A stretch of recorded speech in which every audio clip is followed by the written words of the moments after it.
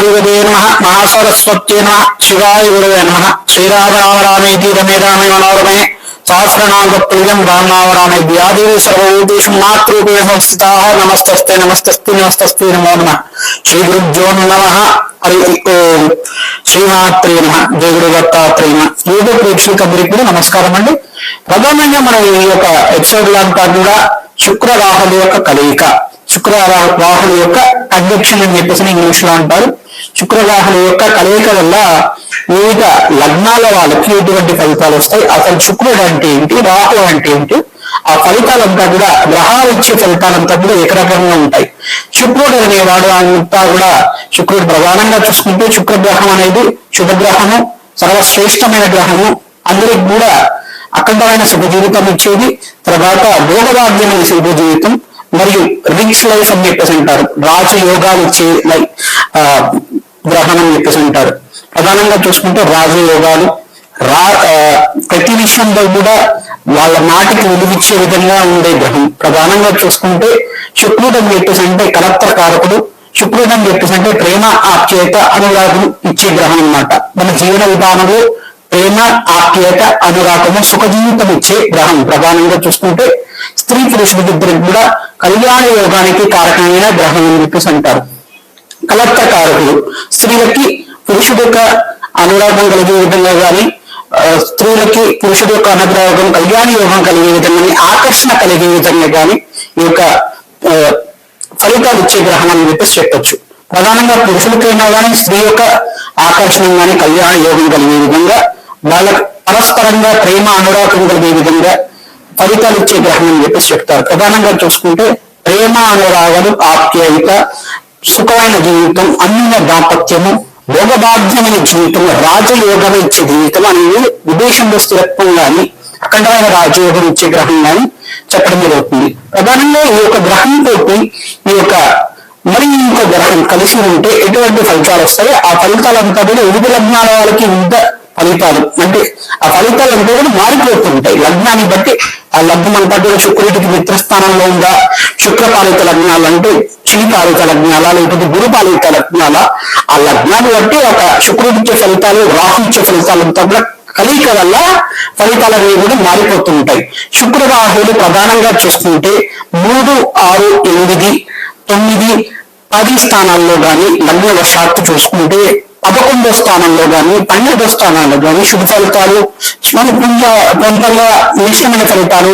సప్తమ స్థానంలో ఉంటే ఇంకా మేషలగ్నాన్ని చూసుకుంటే ఉదాహరణకి మేషలగ్నంలో ఈ యొక్క శుక్రవాహాలు ఉంటే కనుక సప్తమ స్థానంలో కేతు ఉంటాడు.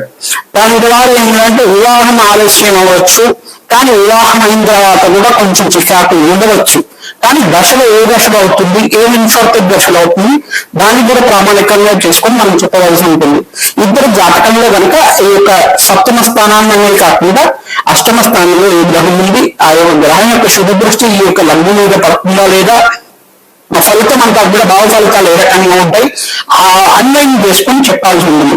ప్రతి విషయం అంతా కూడా ఈ యొక్క గ్రహాల యొక్క కలయిక, ఈ యొక్క ఫలితాలు అనేవి కూడా వివిధ స్థానాన్ని బట్టి వాళ్ళిచ్చే ఫలితాలను బట్టి మారుతూ ఉంటాయి అన్నమాట. గ్రహం అనేది ఏంటంటే ప్రతి ఒక్క గ్రహం అనేది కూడా నవగ్రహాలన్నీ కూడా శుభగ్రహాలే. దాంట్లో శుభగ్రహం అనేది ప్రధానంగా చూసుకుంటే శుక్రుడు అనేవాడు ప్రధానంగా చూసుకుంటే దేవతల్లో శ్రేష్టమైన గ్రహం అని చెప్పేసి చెప్పొచ్చు. ప్రధానంగా చూసుకుంటే శుక్రుడు అంతా కూడా సర్వశ్రేష్టమైన గ్రహం.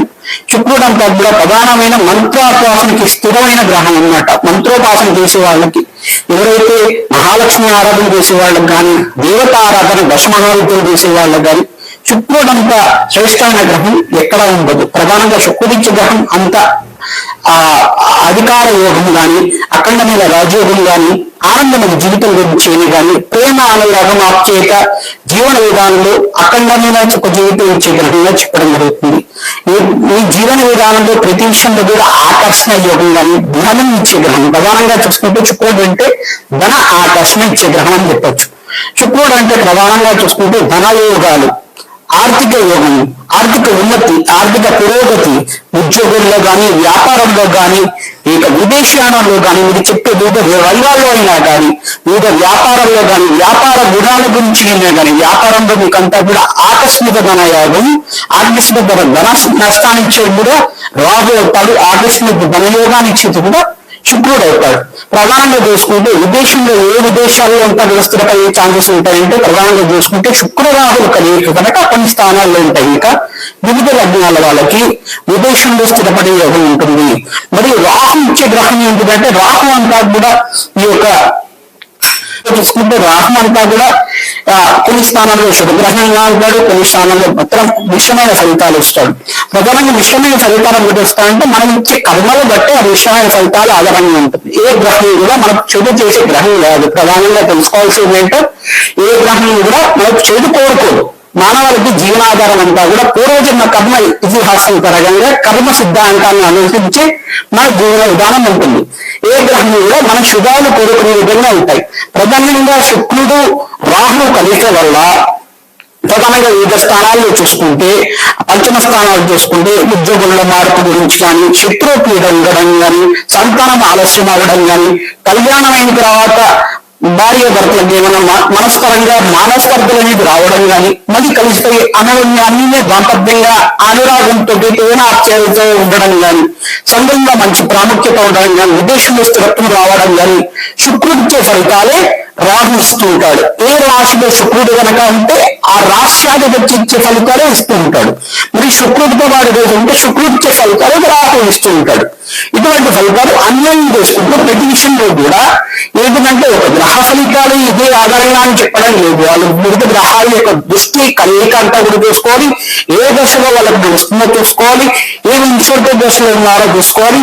ఆ ఫలితాలంతా కూడా అన్వయం చేసుకుంటూ జీవన విధానం అనేది ఆధారపడి ఉంటుంది. ప్రధానంగా చూసుకుంటే శుక్ర రాహుల ఫలితాలంతా కూడా ఈ రకంగా ఉంటాయి. విదేశంలో స్థిరత్వం దేశం కానీ, అధికార యోగం గురించి కానీ, రాజకీయ యోగం గురించి కానీ, శ్రీరంగంలో ప్రవేశం కోసమైనా కానీ, శ్రీరంగంలో మంచి అవకాశాలు వచ్చి మంచి బుద్ధిలు అనేది రావడం కానీ, మంచి కీర్తి ప్రతిష్టలు రావడం కానీ, ఇటువంటి ఫలితాలంతా కూడా వివిధ లగ్నాల వాళ్ళకి వాళ్ళ స్థానంలో ఏ స్థానంలో శుక్రుడు ఉన్నాడో దాన్ని బట్టి ఆధారంగా చెప్పడం జరుగుతుంది. ప్రధానంగా ఏకాదశ స్థానంలో ఉంటుంది ఇక శుక్రవాహాలు కలియుగంలో ఉంటాయి కనుక అఖండమైన రాజ్యోగాన్ని ఇష్టాలకు పెట్టేసి అఖండమైన విదేశంలో స్థిరత్వం కోసమైనా కానీ, వాళ్ళు చేసే వ్యాపారంలో కానీ అఖండమైన ధన ఆదాయం కావడం, డబ్బు అనేది బాగా ఉండడం, డబ్బుకి లోటు లేకుండా ఉండడం, వాళ్ళ వల్ల వాళ్ళ యొక్క జీవన విధానంలో స్త్రీ ఆకర్షణ కానీ, జన ఆకర్షణ కానీ ఎక్కువగా ఉండడం, ఇక వివాహం అయిన తర్వాత కూడా వాళ్ళకి ఎంజాయ్మెంట్ లైఫ్ అనేది ఎంటర్టైన్మెంట్ లైఫ్ అనేది ఎక్కువగా ఉండడం, వివాహంతో పాటు కాకుండా వీళ్ళకి ప్రధానంగా చూసుకుంటే క్రియేటివ్ నాలెడ్జ్ మైండ్ ఉంటుంది, టెక్నికల్ నాలెడ్జ్ అనేది ఉంటుంది. రాహు ఇచ్చే ఫలితాలంతా కూడా ప్రధానంగా ఏ రకంగా ఉంటాయంటే క్రియేటివ్ నాలెడ్జ్ ప్రతి విషయంలో కూడా ఈ ధోరణి కానీ అది వృత్తికి వెళ్ళాలని చెప్పేసి కాకుండా వివిధ రంగాల్లో కూడా నాకు ప్రాముఖ్యత ఉంది.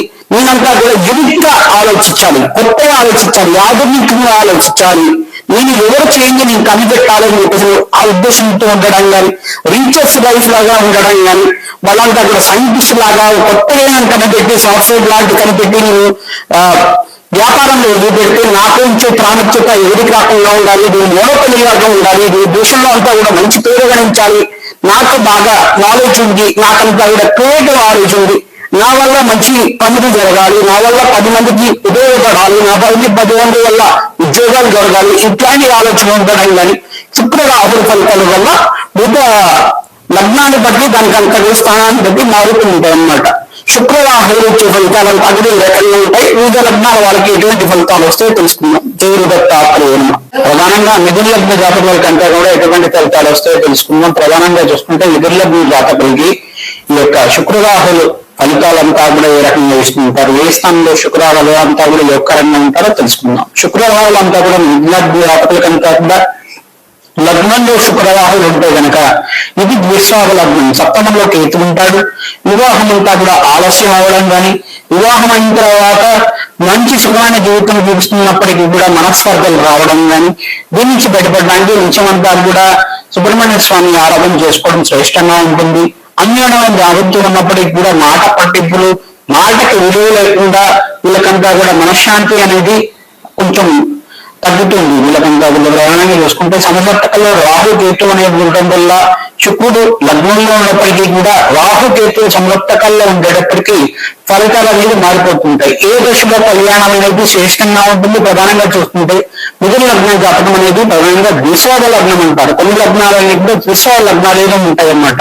మిథున లగ్నం ద్విస్వాద లగ్నంలో ఉంటుంది. ఈ లగ్నంలో కనుక శుక్రరాహులు ఉంటాయి, 1వ స్థానంలో కనుక 7వ స్థానంలో శుక్రరాహులు ఉంటాయి కనుక ఫలితాలు అనేవి మారిపోతుంటాయి.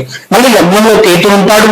ప్రధానంగా ఇలా 7వ శుక్రరాహులు ఉంటాయి కనుక వీళ్ళకి కళ్యాణం శీఘ్రంగా అవుతుంది, కానీ వీళ్ళకి కళ్యాణం అయిన తర్వాత డైవర్స్ దాకా ఉంటారు కొంతమంది. అయిన తర్వాత ఇది రెండో కళ్యాణం చేసుకునే యోగం ఉండడం కానీ, వీళ్ళకి వివాహం అనేది ఆలస్యం అవ్వడం కానీ, వివాహం ముందు ఏమైనా ప్రేమ అనేది ఉండవచ్చు.